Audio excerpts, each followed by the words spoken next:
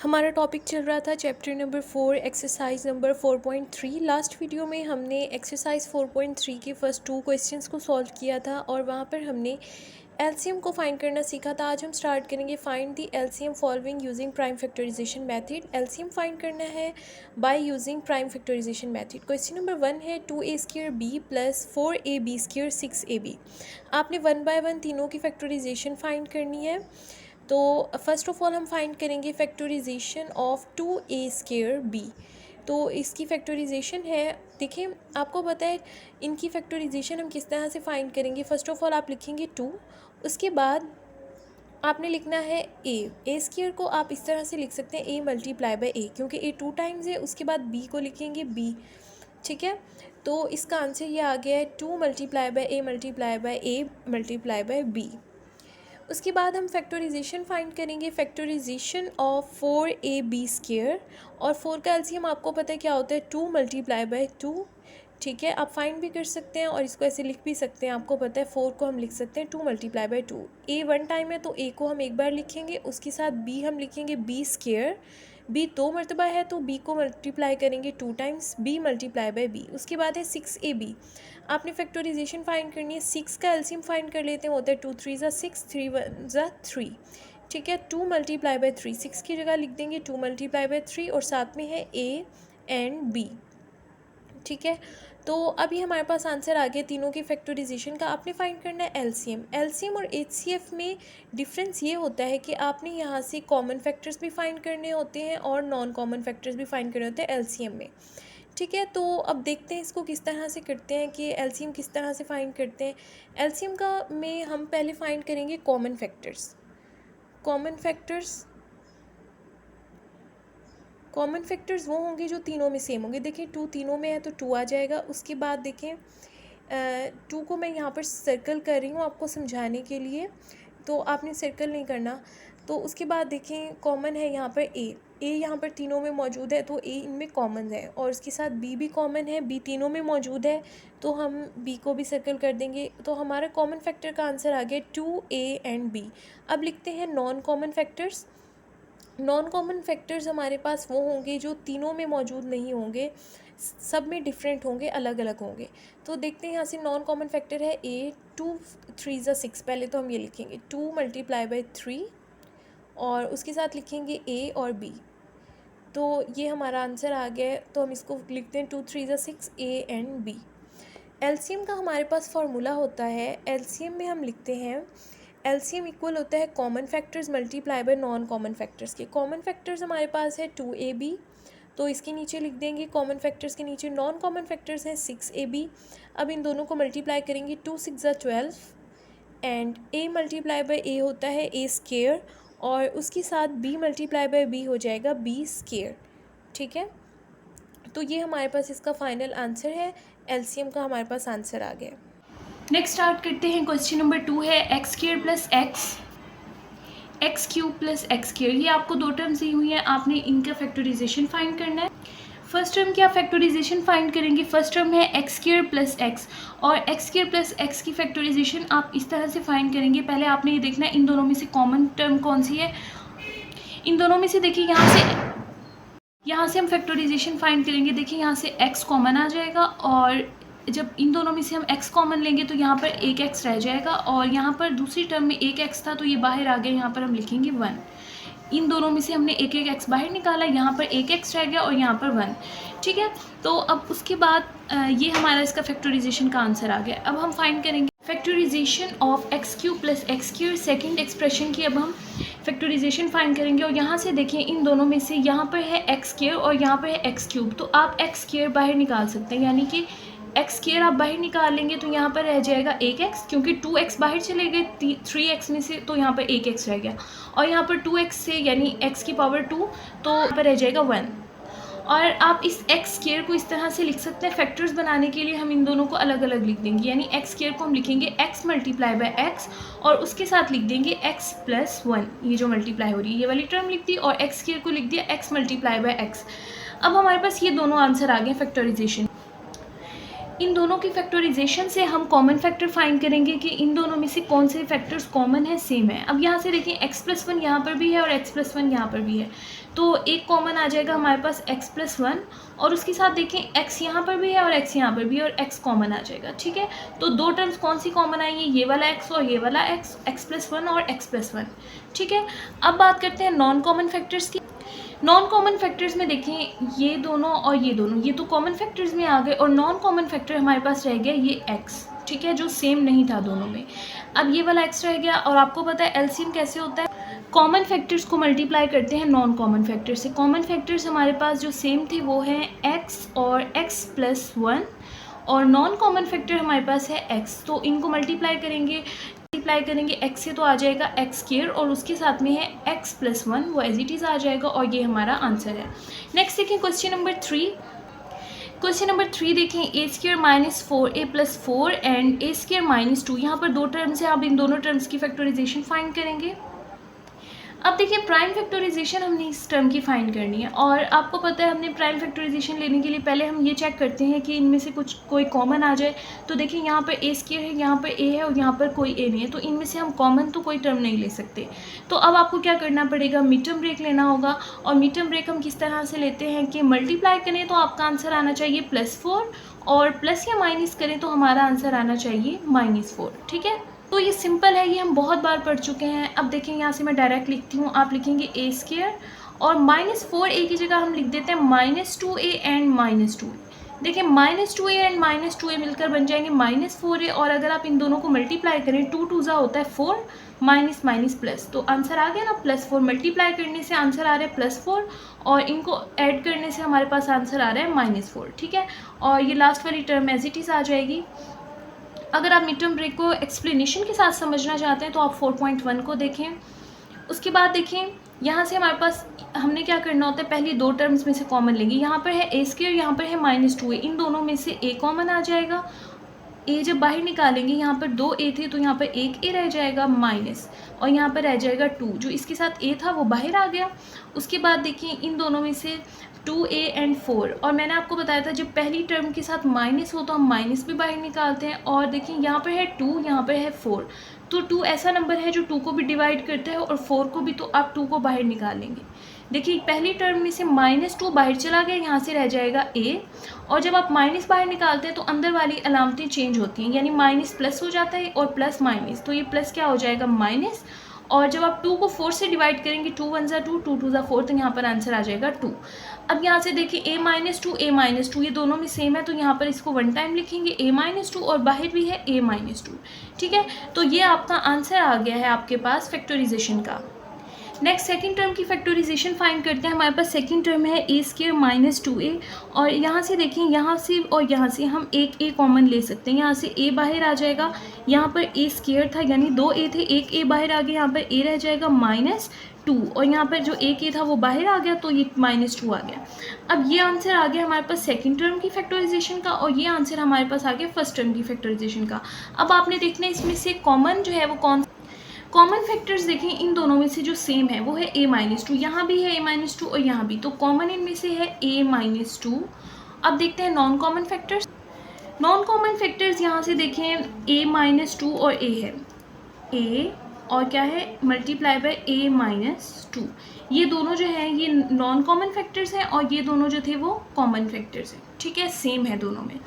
अब उसके बाद देखें आपने क्या करना होता है, एलसीएम फाइंड करना होता है, और एलसीएम आपको पता है एलसीएम फाइंड करने के लिए हम दोनों फैक्टर्स को मल्टीप्लाई करते हैं, कॉमन फैक्टर्स को भी और नॉन कॉमन फैक्टर्स को।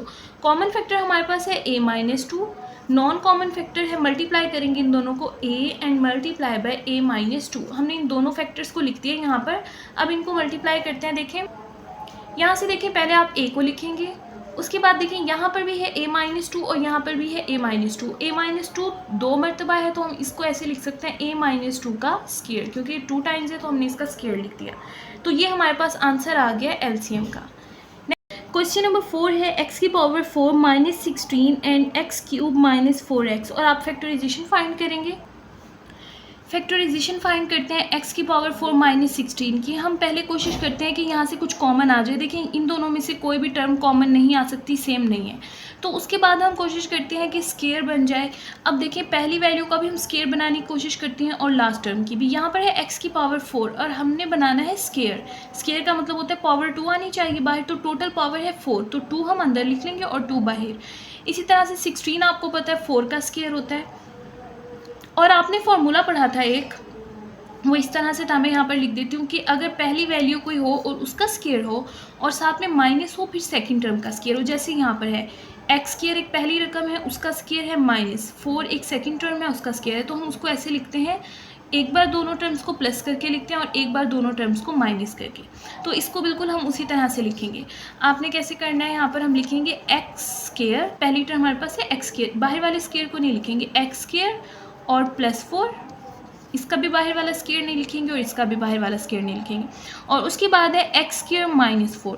तो ये हमारे पास इसका आंसर आ गया इस फॉर्मूले का। अब नेक्स्ट देखें, नेक्स्ट दोबारा से इसमें ये वाला फार्मूला लग सकता है। ये वाला फार्मूला यूज होता है माइनस में, तो अब हम इस माइनस वाली वैल्यू को देखेंगे। प्लस वाली को आपने एज इट इज लिख देना है, माइनस वाली देखें यहाँ पर ऑलरेडी स्केयर बना हुआ है पहली वैल्यू का। अब दूसरी वैल्यू का स्केयर बनाना है तो आप इसको ऐसे लिख सकते हैं ना, 2 का स्केयर, और फिर से यही फार्मूला लगाएंगे। यहाँ पर देखिए बन गया ना, पहली वैल्यू का स्केयर और दूसरी वैल्यू का स्केयर, तो इसको इसी तरह से लिखेंगे, पहली रकम a+b और a-b, यानी हम लिखेंगे x+2 and x-2। X square +4 as it is आ जाएगा और इसको यहाँ पर लिखेंगे x+2 एंड x-2। ठीक है, अब हम फाइंड करेंगे फैक्टराइजेशन सेकंड टर्म की। अब यहाँ से पहले हम कॉमन देखेंगे तो आपको नज़र आ रहा है यहाँ भी एक x है और यहाँ से भी हम एक x निकाल सकते हैं। तो दोनों से हम एक x बाहर निकाल लेंगे, यहाँ से x बाहर आ जाएगा, ये 3x है तो यहाँ पर 2x रह जाएगा, और ये है 4x तो x बाहर चला गया तो यहाँ पर रह जाएगा 4। ठीक है, अब उसके बाद देखिए इसको फर्दर सॉल्व करते हैं। यहाँ पर x वैसे ही आ जाएगा और देखें यहाँ पर जैसे हमने फार्मूला बनाया था, यहाँ पर था x स्केयर -4 और यहाँ पर भी x स्केयर -4, तो सेम वैसे ही फार्मूला बनाएंगे। देखिए पहली वैल्यू का तो स्केयर है और साथ में माइनस है, तो दूसरी वैल्यू है 4, उसका भी स्केयर बना देंगे और आपको पता है 2 2 4 होता है। तो आपने वही फार्मूला लगाना है, एक बार इसको प्लस में लिखना है और एक बार किस में लिखना है, माइनस में, x+2 और x-2। ठीक है, अब ये हमारे पास आंसर आ गया पहली टर्म की फैक्टराइजेशन का और ये आंसर आ गया दूसरी टर्म की फैक्टराइजेशन का। अब आपने देखना है इसमें कॉमन फैक्टर्स कौन से। कॉमन फैक्टर्स वो होते हैं जो दोनों में सेम होते हैं। अब देखिए यहाँ पर भी है x-2, यहाँ पर भी है x-2, यहाँ पर भी है x+2 और यहाँ पर भी x+2। तो हमारे पास 2 कॉमन फैक्टर आ गए, x+2 एंड x-2। अब ये वाली टर्म भी लिख ली और ये 4 टर्म हो गई। ठीक है, अब उसके बाद देखते हैं, अब हम लिखते हैं non common factors. Non common factors हमारे पास देखें, यहाँ से है x और यहाँ से है x स्क्वायर +4, तो हम यहाँ से लिखते हैं x multiply by x square +4, x square +4। ठीक है, ये आ गया हमारे पास नॉन कॉमन फैक्टर्स। और आपको पता है एलसीएम किसके इक्वल होता है, एलसीएम जो होता है वो इक्वल होता है common factors multiply by non common factor. तो अब यहाँ पर कॉमन फैक्टर्स के नीचे हम कॉमन फैक्टर्स लिख देंगे और नॉन कॉमन फैक्टर्स के नीचे non common factors. Common factors हमारे पास है x+2, x-2 और उसके साथ नॉन कॉमन फैक्टर्स हैं x multiply by x square +4। अब देखिए इसको फर्दर सॉल्व करते हैं। यहाँ पर है x+2 और यहाँ पर है x-2, यानी कि ये इस तरह से है कि a+b और a-b, यानी कि 2 नंबर्स प्लस हो रहे हैं और फिर 2 नंबर्स माइनस हो रहे हैं। तो हम उसको इस तरह से लिख सकते हैं, पहले नंबर का स्क्वायर और फिर माइनस और फिर दूसरे नंबर का स्क्वायर। तो ये यहाँ पर इसी तरह से है, पहला नंबर और दूसरा नंबर प्लस हो रहे हैं और फिर दोनों नंबर्स माइनस हो रहे हैं। तो हम इसको इस तरह से लिख सकते हैं, पहले नंबर का स्क्वायर और साथ में माइनस और फिर दूसरे नंबर का स्क्वायर। ये वही फार्मूला है जो हमने ऊपर पढ़ा था। ठीक है, और यहाँ पर आगे मल्टीप्लाई बाय x और साथ में है x स्क्वायर +4। तो इसका आंसर देखते हैं, हमारे पास आ जाएगा x स्क्वायर और 2 2 हो जाएगा 4। ठीक है, ये आंसर आ गया, इसको मैं ब्रैकेट्स में लिख रही हूँ और साथ है x। अगर आप दरम्यान में मल्टीप्लाई नहीं लगाते, ब्रैकेट्स लगाते हैं, तो इसका मतलब ये होता है कि अगर कोई अलामत ना हो तो मल्टीप्लाई यहाँ पे है, लगा भी दें तो कोई फ़र्क नहीं पड़ता, x स्क्वायर +4। अच्छा, अब उसके बाद देखिए आपने क्या करना है, इस x को यहाँ पर पहले लिख लें। अब आपके पास क्या रहेगा, x स्क्वायर -4 x स्क्वायर +4। ये फिर वही कंडीशन बन गई है कि 2 नंबर्स हैं वो पहले माइनस हो रहे हैं और फिर वही 2 नंबर्स क्या हो रहे हैं, प्लस। और आपको पता है इसका फार्मूला क्या होता है, जो भी हमने ऊपर लिखा है कि पहले नंबर का लिखकर उसका स्क्वायर लिखते हैं और पहला नंबर हमारे पास क्या है, x स्क्वायर, तो पहले नंबर का हम लिख देंगे स्केयर, क्योंकि 2 मरतबा है ना, यहाँ पर भी है और यहाँ पर भी है। स्केयर प्लस माइनस माइनस और फिर क्या है 4, और फिर क्या आ जाएगा 4 का स्केयर। ठीक है, अब यहाँ पर आ जाएगा x और 2 2 ज़ा क्या होता है 4 माइनस 4 की पावर 2 यानी 4 4 ज़ा क्या हो जाएगा 16। तो हमारे पास आंसर इसका आ गया x इंटू एक्स की पावर 4 माइनस 16। नेक्स्ट इस पार्ट का लास्ट क्वेश्चन नंबर 5 है 16 minus 4 x square plus x minus 6 4 minus x square. इसमें आपको 3 एक्सप्रेशन दिए हुए हैं, आपने इन तीनों की फैक्टराइजेशन फाइंड करनी है। सबसे पहले आप फर्स्ट एक्सप्रेशन की फैक्टराइजेशन फाइंड करेंगे और आप यहाँ से देखिए दोनों में से आप कौन सा कॉमन ले सकते हैं। x तो कॉमन नहीं ले सकते क्योंकि x जस्ट यहाँ है और यहाँ नहीं है। उसकी बात है कि 4 यहाँ पर भी है, इसको भी डिवाइड कर सकता है 4 और 4 इसको भी डिवाइड कर सकता है। तो 4 आप बाहर निकाल लेंगे और जब 16 को 4 से डिवाइड करेंगे तो आंसर आ जाएगा आपके पास 4। ठीक है, 4 होता है 16। आपने क्या किया 4 बाहर निकाले तो 16 को आप 4 से डिवाइड करेंगे तो आपका आंसर आ जाएगा 4। उसके बाद आपने यहाँ से 4 बाहर निकाला है तो 4 को 4 से डिवाइड करेंगे, 4 से 4 कैंसिल, यहाँ पर जस्ट क्या रह जाएगा एक्स स्क्वायर। ठीक है, अब फिर से आपने वही फार्मूला यूज़ करना है जो आपने क्वेश्चन नंबर 4 में किया है। देखिए फर्स्ट नंबर का स्क्वायर है, सेकंड नंबर का सॉरी, तो आप यहाँ से फर्स्ट नंबर जो 4 है इसका भी स्क्वायर बना लें। और 4 किसका स्क्वायर होता है 2 का, यहाँ से आ जाएगा 2 का स्क्वायर और ये किसका स्क्वायर है x का स्क्वायर।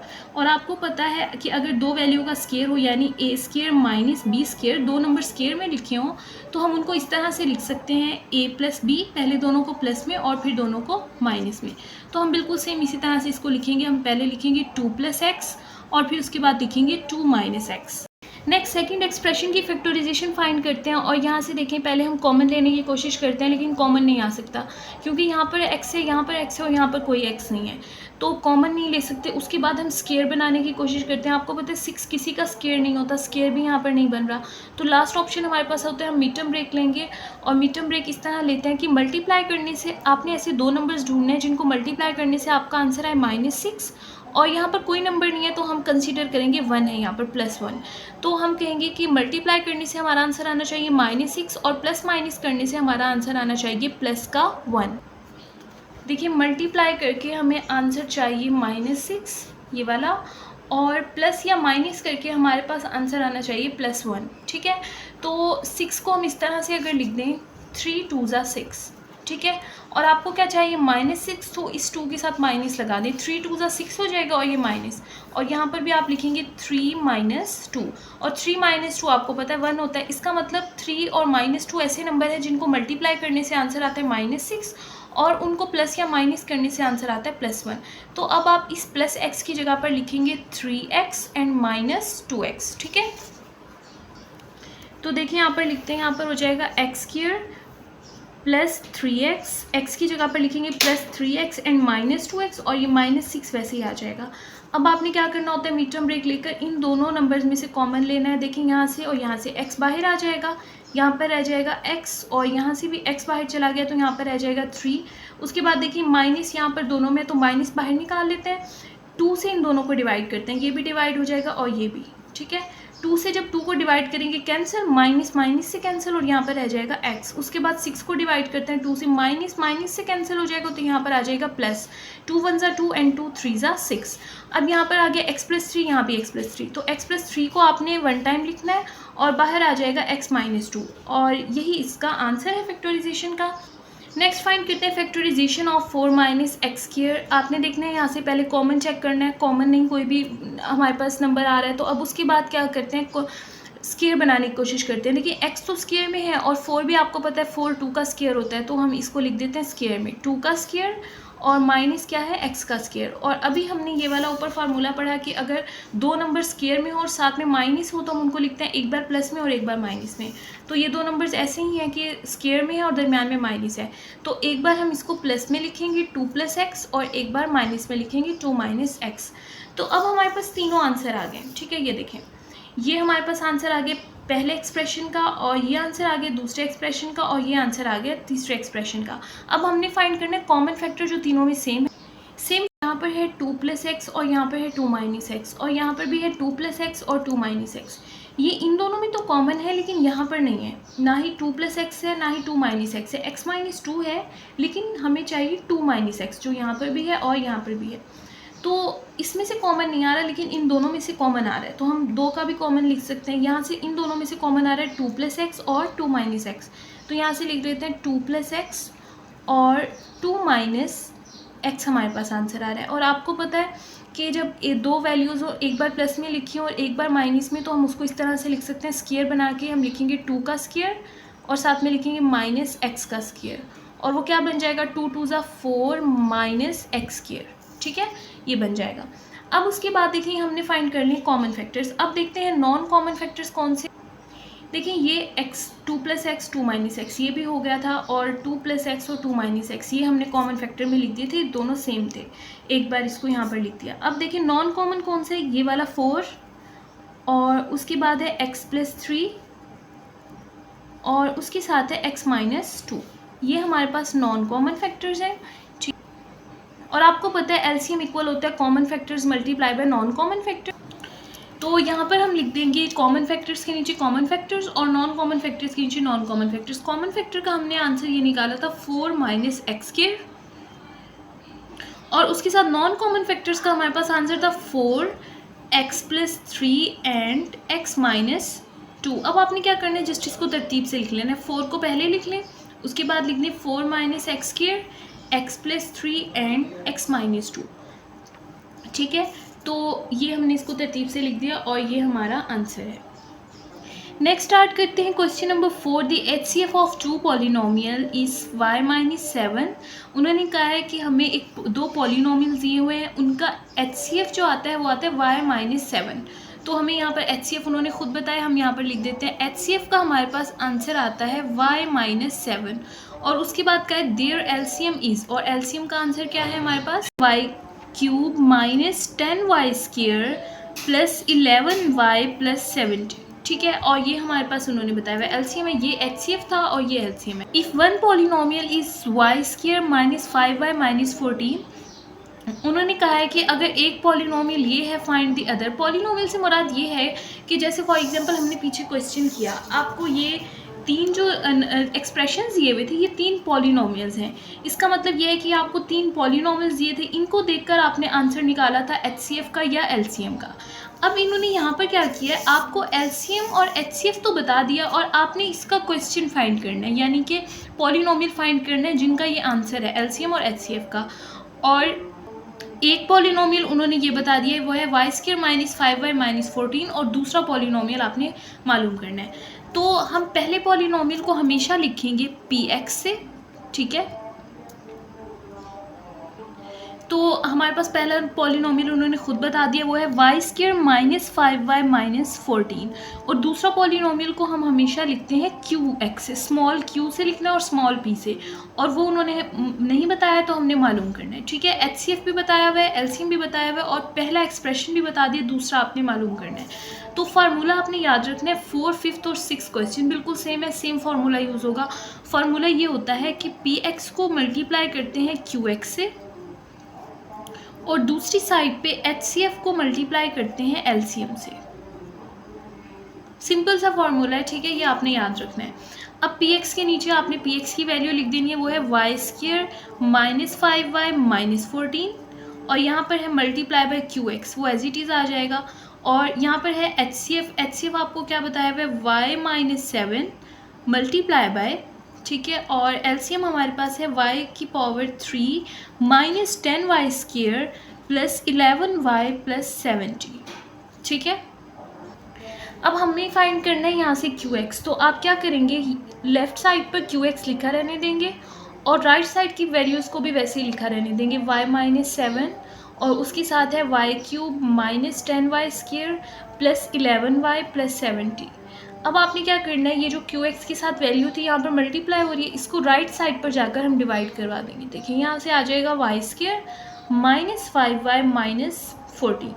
ठीक है, अब आपने क्या करना है, y - 7 को वैसे लिखा रहने देना है, इन दोनों को आपने डिवाइड करना है। और डिवाइड कैसे करना है वो हमने इसी एक्सरसाइज के लास्ट लेक्चर में पढ़ा था, डिवाइड कैसे करते हैं पॉलिनोमियल्स को HCF वाले पार्ट में, पार्ट नंबर 2 में। तो देखिए इनको डिवाइड करते हैं। अब आप क्या करेंगे, लिखेंगे अंदर y³ -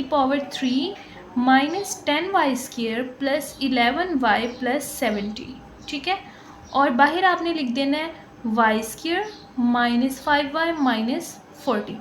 और आपको पता है इनको डिवाइड कैसे करते हैं। डिवाइड करते हुए हमने क्या करना होता है, इस पहली टर्म को इस पहली टर्म की तरह बनाना होता है। यहाँ पर है वाई स्क्वायर और आपने वाई स्क्वायर को बनाना है y की पावर 3। तो आपको कितने y और चाहिए, एक y चाहिए ना, तो वो y आप ऊपर लिख देंगे। अब आपने क्या करना है, बारी बारी सबको इन बाहर वाली वैल्यूज़ को इस y से मल्टीप्लाई करना है। वाई स्क्वायर को जब आप y से मल्टीप्लाई करेंगे तो आपका आंसर आ जाएगा y की पावर 3, 2y ये और 1y ये, y की 3।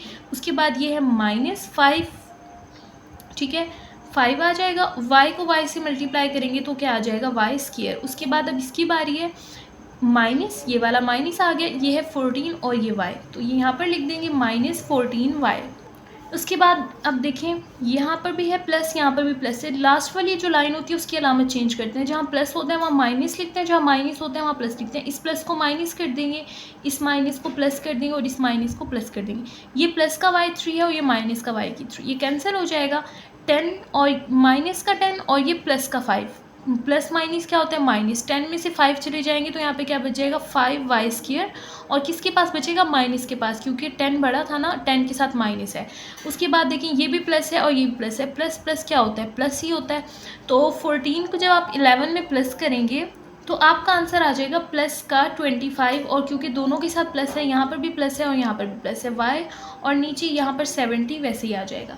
अब आपने क्या करना है, इस y स्क्वायर को -5y स्क्वायर बनाना है। देखिए y स्क्वायर तो पहले से है, यहाँ पर भी है और यहाँ पर भी है, तो आपको क्या चाहिए -5, तो आपने ये वाला -5 ऊपर लिख देना है, ठीक है। अब मल्टीप्लाई करें। अब आपने क्या करना है, इन सबको बारी बारी -5 से मल्टीप्लाई करना है।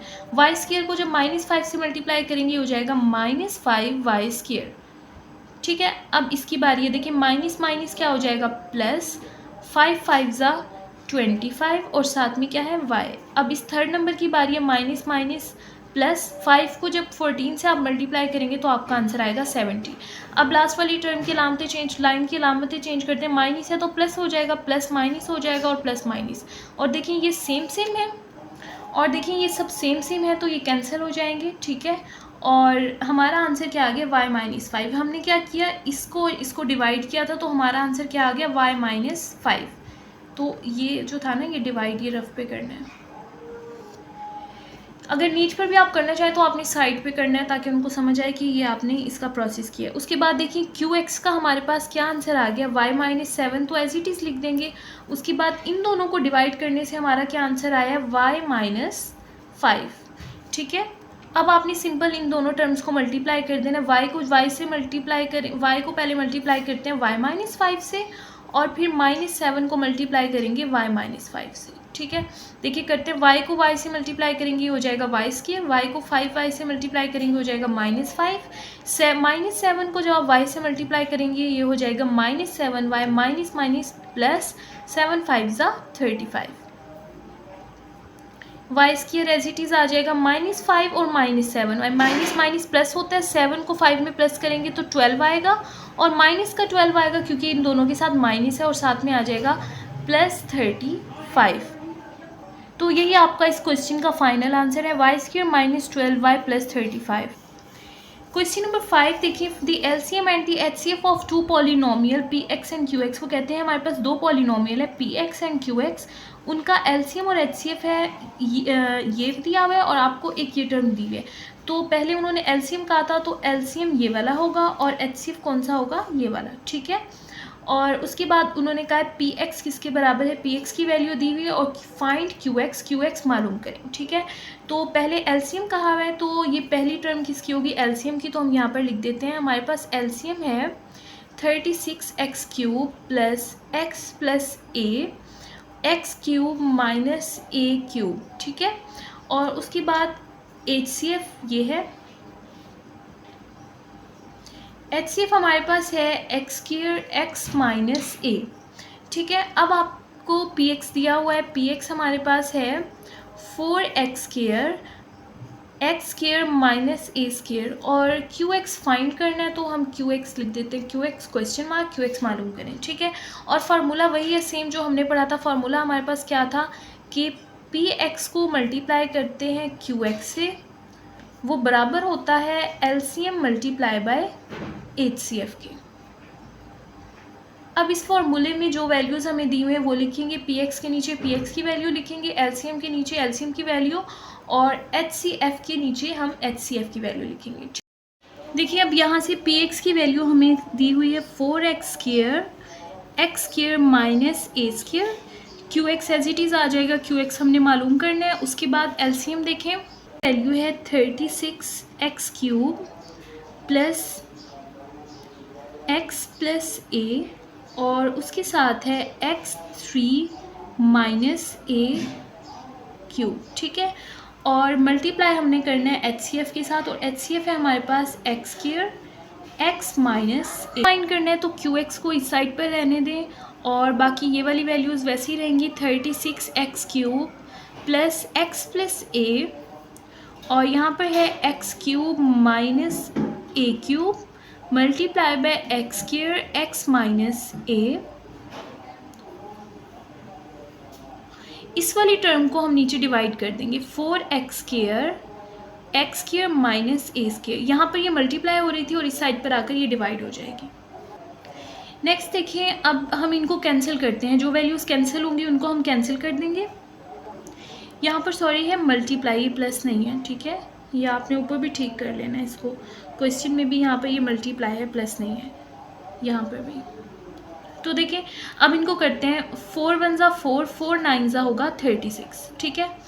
अब x² से x² कैंसिल, ठीक है। और अब देखिए और कौन सा कैंसिल होता है, यहाँ पर है x² माइनस ए स्क्र।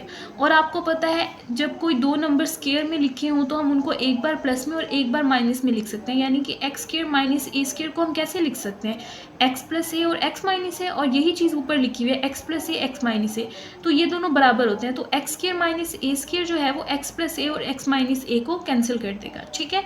अब देखिए ऊपर से क्या बच गया, यहाँ पर रह गया 9 और उसके साथ यहाँ पर आ गया x की पावर 3 और यहाँ पर रह गया x की पावर 3 माइनस a की पावर 3।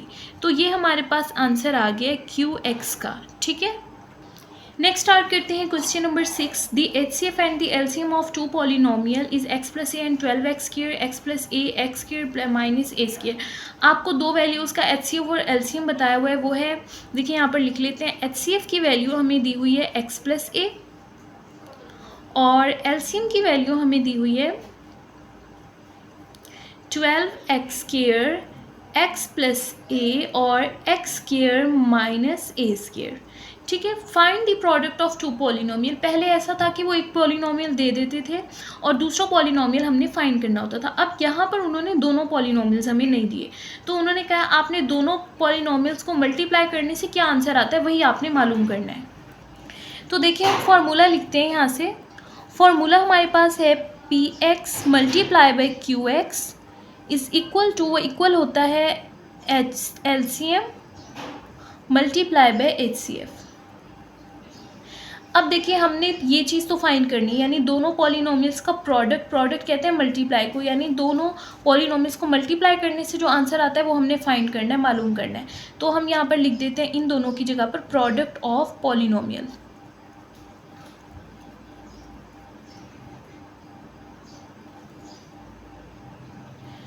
इन दोनों का मतलब यही है कि प्रोडक्ट है ये दो पॉलिनोमियल्स का और यही हमने मालूम करना है। एलसीएम की वैल्यू क्या है, 12x² x plus A x² minus A square और HCF हमारे पास है x प्लस ए। तो देखिए यही हमारे पास आंसर है, हम नीचे लिख देंगे 12x²। देखिए यहाँ पर भी है x प्लस ए और यहाँ पर भी है x प्लस ए। x प्लस ए 2 टाइम्स है तो हम इसको इस तरह से लिख सकते हैं x प्लस ए का स्क्वायर, क्योंकि मल्टीप्लाई हो रहा है और 2 टाइम्स है, और x² माइनस ए स्क्वायर ये एज इट इज़ आ जाएगा और यही हमारा आंसर है। इसी तरह से हमारी एक्सरसाइज नंबर 4.3 कंप्लीट हो गई है। इसमें अगर आपका कोई क्वेश्चन हो तो आप कमेंट बॉक्स में पूछ सकते हैं।